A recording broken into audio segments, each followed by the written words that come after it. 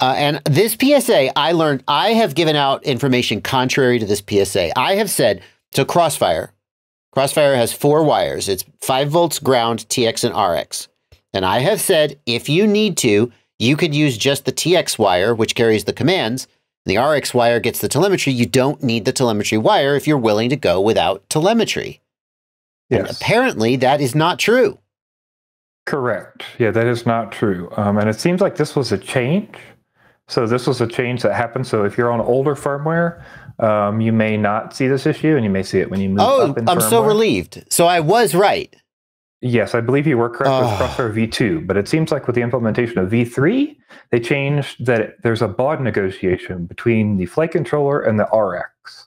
And unfortunately, what happens is there's no fallback or failsafe if the baud negotiation doesn't happen properly.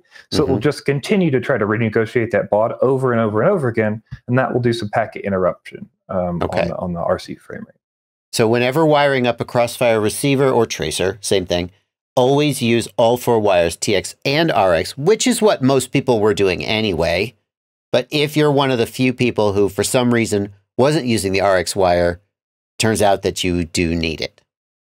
Yes. And then also, if you're using S-Bus, then it's not a problem. So S-Bus is still single wire. You can do that with Crossfire, and you can set it to S-Bus.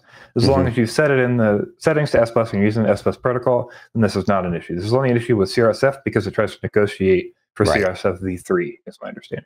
Yeah, so Crossfire receivers can output S-Bus if you have a flight controller that only does S-Bus for some reason. That's okay. You don't need all 4 wires then. Got it.